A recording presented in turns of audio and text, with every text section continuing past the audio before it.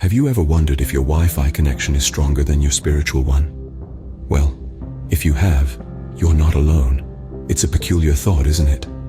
But it serves as a stark reminder of the times we live in. We're more connected than ever before, but perhaps, in some ways, we're also more disconnected. In this digital age, our lives have become a whirlwind of pings, notifications, and endless scrolling. Our minds are filled with the latest tweets, trending memes, and viral videos. We're always online, always plugged in, but how often do we plug into our own inner selves? The irony is almost amusing.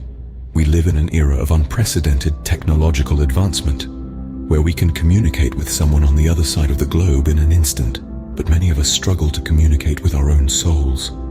We can explore the far reaches of the cosmos with our telescopes, yet we barely scratch the surface of the vast spiritual cosmos within us.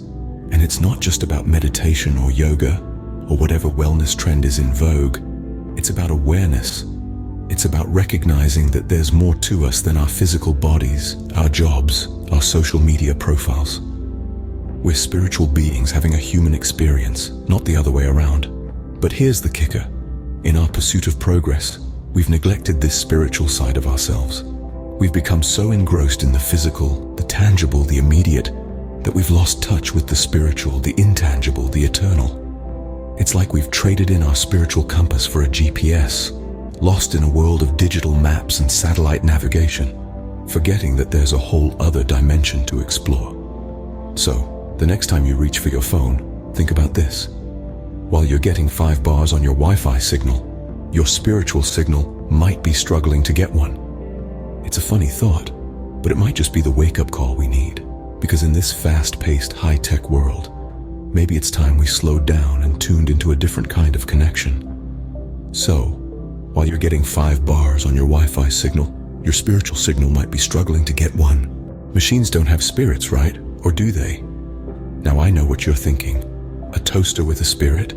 That's about as likely as a kangaroo winning the Melbourne Cup. But stick with me here as we delve into the fascinating world of animism. This ancient belief, found in many indigenous cultures around the globe, posits that all things, yes, even your grumpy old toaster, have a spiritual essence. Picture this. It's a bright sunny morning. You pop a slice of bread into the toaster, anticipating a perfectly golden crisp piece of toast. But alas, the toaster, in a rebellious mood, spits out a charred, blackened lump. Now, you could simply chalk this up to a mechanical malfunction, or maybe even user error. But what if your toaster was just having a bad spirit day? Now I can hear the skeptics among you chuckling. A toaster with a bad spirit day? That's a new one. But consider this. When you're having a bad day, it's often a result of your spirit, your mood, your energy being off kilter. So why can't the same apply to our household appliances? Of course, the spirit of a toaster won't be the same as the spirit of a human. It's not going to start reciting Shakespeare or pondering the meaning of life. But in the same way that we have an energy, a life force that animates us, couldn't a toaster have its own, albeit simpler form of spirit? In a world increasingly dominated by technology and machinery, it's an intriguing concept to consider, and it brings us back to the idea of connection, of seeing ourselves not as separate entities, but as part of a larger interconnected web of life and energy. So the next time you're standing in your kitchen, glaring at your toaster as it gleefully incinerates your breakfast, remember, it's not personal. It's not about you. Your toaster, just like you, might be having a bad spirit day. So instead of getting angry, maybe offer it a little understanding, a little compassion. So next time your toaster burns your toast, remember, it might just be having a bad spirit day.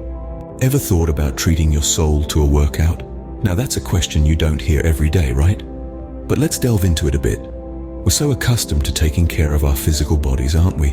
We hit the gym, pump some iron, jog a few miles, all in the name of health. But have you ever considered that our spiritual selves might need a bit of that same tender, loving care? You see, just as we flex our muscles to keep them strong and healthy, we need to flex our spiritual muscles too. And no, I'm not talking about doing push-ups with your aura or running a marathon in your ethereal form, though that could be a fun concept for a Marvel movie, couldn't it? What I'm talking about is nurturing our spiritual selves. The soul workouts, if you will. This could be anything from meditation to prayer, from mindfulness to gratitude exercises. You know, the kind of stuff that makes your soul feel like it's just had a good stretch in a hot sauna. Now I know what you're thinking. Spiritual push-ups? Meditative crunches? Is he having a laugh? Well, yes I am, a little, but only to illustrate a point. Just as our bodies need regular exercise to stay fit and healthy, our souls need the same. They need a workout to stay strong and resilient, to be able to handle whatever life throws at us. And just like any good workout, it's not always easy. Sometimes it's downright hard. There might be days when you'd rather binge watch your favorite show than sit in meditation or take a moment to be grateful. But as with any gym routine, the more you do it, the easier it becomes. And the benefits? Well, they're out of this world, literally. So next time you're lacing up your running shoes or chalking up your hands for the weightlifting bar, remember your soul. Give it a workout too. After all, we're not just physical beings. We're spiritual beings having a human experience. Remember, no pain, no spiritual gain. If junk food is bad for the body, what's the spiritual equivalent of junk food? Well, let's chew on that for a moment. Just as a diet filled with fast food and sugary drinks can lead to physical health issues, a spiritual diet filled with negativity, stress, and self-doubt can be detrimental to our spiritual health. Picture this. You're in a spiritual fast food joint. The menu is packed with items like bitterness burger, envy fries, and gossip shake. Sounds appetizing, right? Wrong. Just as you wouldn't want to stuff your body with junk, your soul too deserves better than this spiritual fast food. Now let's switch gears and think about what a spiritual diet might look like. It's not about calorie counting or cutting out carbs. Rather, it's about feeding your soul with positivity, love, and kindness. It's about nourishing your spirit with meditation, gratitude, and acts of service. Just imagine waking up and starting your day with a healthy serving of meditation, followed by a sprinkling of gratitude on your morning coffee. For lunch, you could have a hearty portion of kindness towards others, and for dinner, perhaps a plate full of forgiveness, garnished with a dash of self-love. And just like a physical detox, a spiritual detox can be beneficial too. This could mean taking a break from negative influences, shedding old grudges, or perhaps even going on a complaint cleanse. Trust me, your soul will thank you for it. But remember, it's all about balance. You wouldn't want to overdo it on the spiritual kale and forget to enjoy the occasional guilt-free gossip gelato. It's okay to indulge in some spiritual junk food as long as it's balanced out with plenty of soul-nourishing foods. So the next time you reach for that spiritual donut, remember to balance it out with some soul salad. How does one go about boosting their spiritual Wi-Fi signal? Well, I'm glad you asked. You see, it's not like you can just call up a divine internet service provider and ask for an upgrade. No, this is a DIY job. First up, we've got what I like to call soul yoga.